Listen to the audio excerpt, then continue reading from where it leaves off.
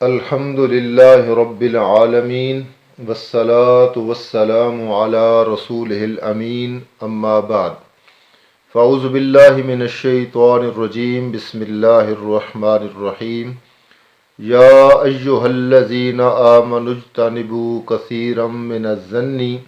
ان بعض الظن اسم ولا تجسسوا الآیہ وقال النبی صلی اللہ علیہ وآلہ وسلم من استمع الى حدیث قوم وهم له منکرون صب فی اذنیہ العنق یوم القیامہ او کما قال علیہ الصلاۃ والسلام۔ میرے لیے انتہائی قابل احترام سامعین ذی وقار آپ حضرات کی خدمت میں سورہ الحجرات کی ایک آیت اور بخاری شریف کی ایک روایت کو بیان کیا ہے،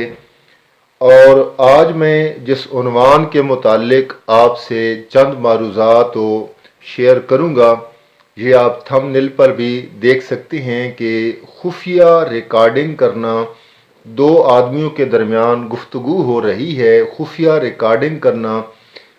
آج جدید دور میں ایک سنگین اخلاقی اور شرعی طور پر یہ جرم ہے۔ ہاں، اس میں بعض صورتیں ہیں جن میں آپ ریکارڈنگ کر سکتے ہیں، کن وجوہات کی بنا پر اور کن صورتوں میں آپ ریکارڈنگ کر سکتے ہیں، ہم انشاءاللہ تعالی قرآن و سنت کی روشنی میں اس کا بھی تفصیلی جائزہ لیں گے۔ شاید ہمارا یہ جو ٹاپک ہے، یہ جو سبق ہے، یہ جو عنوان ہے، یہ مختلف وائسوں میں چلا جائے۔ بہرحال آج کے سبق میں ہم محض جو اس عنوان کی ایک تمہید ہے اس کو بیان کریں گے، اور یہ جو جس عنوان پہ میں گفتگو کر رہا ہوں، اس کو آپ گناہ کا نام دیں، اس کو آپ غلطی کا نام دیں، آپ اس کو غیر اخلاقی کا نام دیں، اور اگر میں اس کو بے غیرتی اور بے شرمی کے الفاظ سے بھی تعبیر کر دوں تو بے جان نہیں ہوگا، اور اس لیے نہیں ہوگا شاید میرے الفاظ آپ کو تھوڑے سے سخت لگیں، لیکن انشاءاللہ مکمل طور پر جب آپ گفتگو کو سماعت کر لیں گے تو آپ بھی اسی قسم کے الفاظ اپنے منہ سے نکالنے پر مجبور ہو جائیں گے، کیونکہ یہ جو جرم ہے، یہ جو غلطی ہے، یہ جو غیر اخلاقی حرکت ہے کہ دو آدمیوں کے درمیان فون پہ بات ہو رہی ہے، کال پہ بات ہو رہی ہے یا مجلس میں بات ہو رہی ہے، اور ان میں سے ایک بندہ اس کال کو یا اس مجلس کی بات کو بغیر اطلاع کیے، بغیر اس کی اجازت کے ریکارڈنگ پہ لگا رہا ہے۔ اس کے ریکارڈنگ کا جو مقصد ہے وہ یقیناً جو ایک گھنونا فعل ہے جس کا یہ مرتکب ہونے کی سوچ رہا ہے، یا مستقبل کا اس کا کوئی پلان ہے، اور میں سمجھتا ہوں کہ جو ٹائم گزر چکا، جو وقت گزر چکا، ہم نے جہاں تک اس بات کا اندازہ لگایا کہ یہ جو ریکارڈنگ ہے یہ فریقین کے درمیان سوائے نفرت بڑھانے کے، فساد ڈالنے کے، اس سے کچھ حاصل نہیں ہوتا، اور یہ بہت بڑا ایک گناہ ہے کہ کسی کی اجازت کے بغیر خفیہ ریکارڈنگ کرنا، اس کے وائس میسج کا جو اس نے کیا ہے اس وائسر کی اجازت کے بغیر اس کو آگے شیئر کرنا، یا کوئی ٹائپنگ پہ میسج ہو رہی ہیں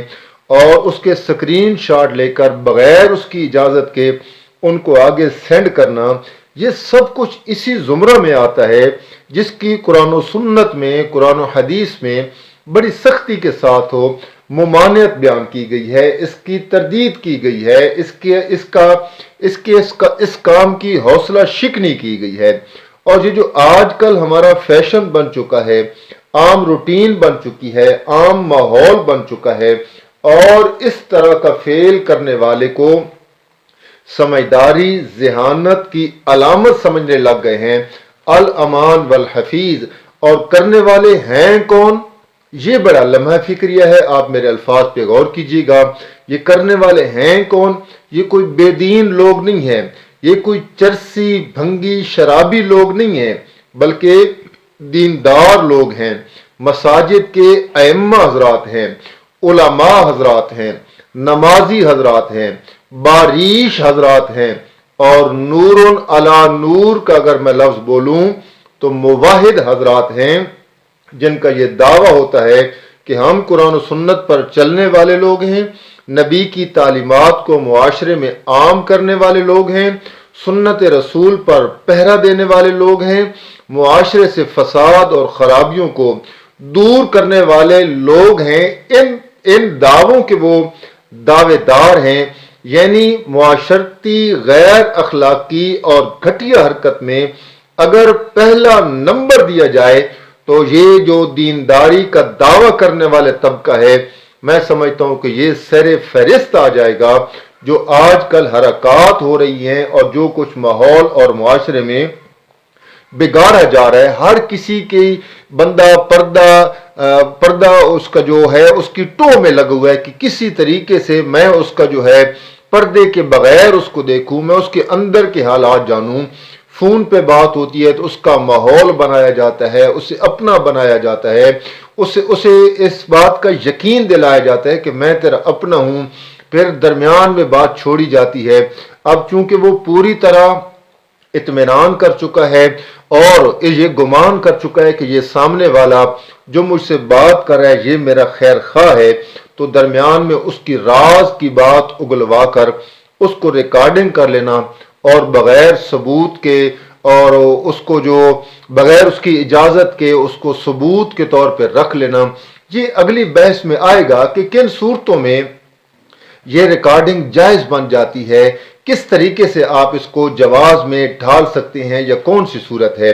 बहरहाल इतनी बात जरूर है कि बगैर किसी की इजाजत के किसी की बात का रिकॉर्ड करना ये शरई तौर पर दुरुस्त नहीं है, और उस हालत में तो कतअन दुरुस्त नहीं है जब दोनों कोई राजदाराना बात कर रहे हों। ये अलग मामला है कि वो बात गीबत किसी की बनती है या नहीं बनती, किसी का गिला गुलामा बनता है या नहीं बनता है, ये अलग टॉपिक है, अलग उन्वान है। लेकिन बात को रिकॉर्ड करना और महफूज कर लेना, अपने पास इस तरह सेव रखना जैसे अपना कोई कीमती असासा इस बंदे के पास हो, ये सब गुनाह के जुमरे में आता है। और महफूज रखना ही इस बात की अलामत है कि मुस्तकबिल में इसका कोई इंतहाई घिनौना मंसूबा है या ये सामने वाले बंदे को बेईमान समझता है, उससे अच्छा नहीं समझता है। और मैं ये बात भी अर्ज करता चलूं कि ये जो गुनाह है, ये जो गलती है, ये जो जुर्म है, ये जुर्म होता है अगरचे कोई भी करे। ये नहीं होता कि जुर्म की निस्बत अगर किसी मुत्तकी नुमा शख्स की तरफ हो जाए तो बंदा फिर आए बाएं शाएं करने लग जाए, और अगर कोई बज़ाहिर नेक ना हो, जो हमारे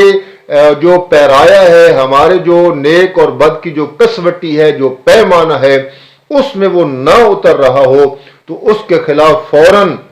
लब कुशाई करना शुरू कर दें। नहीं, बल्कि मेरे नबी का जो दीन है वो छोटे के लिए अलग नहीं है, बड़े के लिए अलग नहीं है, बल्कि छोटा हो या बड़ा हो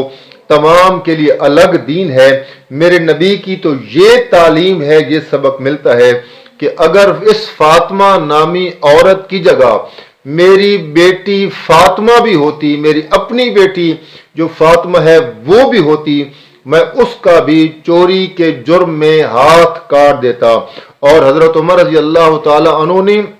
जब एक मुनाफिक को कत्ल किया था, मुनाफिक और यहूदी का जब झगड़ा हो गया था और मेरे नबी ने यहूदी के हक में फैसला कर दिया था, मुनाफिक ने रस्ते में ये चाल चली कि यहूदियों के खिलाफ हैं हजरत उमर रज़ी अल्लाह ताला अन्हु, तो क्यों ना हजरत उमर रज़ी अल्लाह ताला अन्हु को भड़काया जाए और इस यहूदी का काम तमाम करवाया जाए। चुनाचे वो यहूदी और वो मुनाफिक हजरत उमर रज़ी अल्लाह ताला अन्हु के दरवाजे पर आए और हजरत उमर रज़ी अल्लाह ताला अन्हु से कहने लगे, आप हमारे जरा ये मुकदमा सुने और इस पर अपना फैसला सुनाएं। हजरत उमर रज़ी अल्लाह ताला अन्हु ने दोनों की बात सुनी और फैसला करने से पहले यहूदी बोल पड़ा और कहने लगा कि हजरत उमरो, ये बात पहले सुन लो कि मेरे हक में आपके नबी ने फैसला कर दिया है। हजरत उमर रज़ी अल्लाह ताला अन्हु ने तस्दीक की और मुनाफिक ने कहा, इसी तरह बात है, آپ نے کوئی دیر نہیں کی اور گھر سے تلوار اٹھائی اور منافق کی گردن قلم کر دی۔ تو جب معاملہ نبی کی عدالت میں آیا، نبی علیہ السلام نے حضرت عمر رضی اللہ تعالی عنہ کو قصاص دینے کے لیے اشارہ کر دیا کہ آپ نے بندہ مارا ہے۔ چونکہ عالم الغیب تو نبی تھے نہیں، غیب کی خبریں تو جانتے نہیں تھے، غیب کے حالات تو معلوم نہیں تھے کہ اصل معاملہ کیا ہے، لیکن قصاص کے لیے تیار رہنے کا اشارہ دے دیا۔ دل ہی دل میں سوچتے تھے کہ معاملہ ایسا ہو تو نہیں سکتا، لیکن دین محمد کا تقاضا یہ ہے کہ جو سامنے بات آئی ہے اس کے مطابق ہو۔ پھر جو عالم الغیب میرا اللہ ہے، اللہ نے پورا واقعہ عیاں کر کے نبی پاک پر حقیقت کو کھول دیا، تب اللہ نے حضرت عمر رضی اللہ تعالی عنہ کو قصاص سے بچایا کہ حضرت عمر نے ٹھیک فیصلہ کیا تھا۔ کہنے کا مطلب یہ ہے، میرے نبی کی تعلیم تو یہ ہے کہ اپنا یار آ جائے، اپنا دوست آ جائے، دین کا تقاضا یہ ہے کہ اس کے خلاف بھی اگر کوئی فیصلہ ہو تو آواز بلند کرنی چاہیے۔ اس پر یہ جو موضوع تھوڑا سا دوسری طرف چلا گیا ہے، عرض کرنا چاہتا ہوں کہ یہ جو خفیہ ریکارڈنگ ہے، یہ کسی کی بھی کوئی بندہ کرے اور اس کی اطلاع کے بغیر کرے سوائے چند صورتوں کے، تو یہ قطعاً جائز نہیں ہے۔ قرآن و سنت کے دلائل اس پر موجود ہیں کہ کسی کی خفیہ ریکارڈنگ کرنے والا، وائس میسج کو بلا اجازت شیئر کرنے والا، سکرین شاٹ لے کر دوسروں تک پہنچانے والا، یہ بہت بڑا مجرم ہے۔ اور ساتھ ساتھ جو لوگ اس طرح کے پروپیگنڈے کا شکار ہوتے ہیں اور اپنے آپ کو بڑا دیندار شو کرتے ہیں، قرآن نے کس طریقے سے ان کی تردید کی ہے۔ یہ سارا منظر چونکہ جدید دور ہے، لیکن 1400 سال پہلے جو نازل ہوا قرآن، اس نے اس منظر کی آج کے دور کی بھی عکاسی کی ہے۔ ہر جرم کی ہر دور میں نوعیت جو ہے الگ ہوتی ہے، لیکن جرم کا جو اصل ماخذ ہے وہی ہوتا ہے، چاہے اس دور میں ہو یا اس دور میں ہو، نوعیت مختلف ہو سکتی ہے، بہرحال جرم جرم ہوتا ہے۔ انشاءاللہ اگلی وائس میں ہم جو حصہ دوم رکھیں گے، اس میں میں آپ کے سامنے قرآن و حدیث کے جو دلائل ہیں اور جو سخت وعیدیں آئی ہیں، میں ان کے متعلق اپنی جو بیان ہے اس کو دوں گا اور دلائل کے ساتھ آپ کو سمجھاؤں گا کہ یہ قرآن اور حدیث کا مسئلہ ہے کہ اس طرح کرنا بھی جرم ہے۔ ہم نے چند آیات پر عمل کر کے عقیدہ بنا کے ہم سمجھتے ہیں کہ ہم بخشے بخشائے ہیں، تو یاد رکھیے پورا قرآن جب تک ہماری عملی زندگی میں نہیں آئے گا ہم کبھی بھی فلاح نہیں پا سکتے ہیں۔ اگلی وائس کا انتظار کیجئے، انشاءاللہ بہت جلد وہ بھی آپ کے گوش گزار کر دی جائے گی۔ اللہ سے دعا ہے اللہ عمل کی توفیق عطا فرمائے۔ وما علینا الا البلاغ۔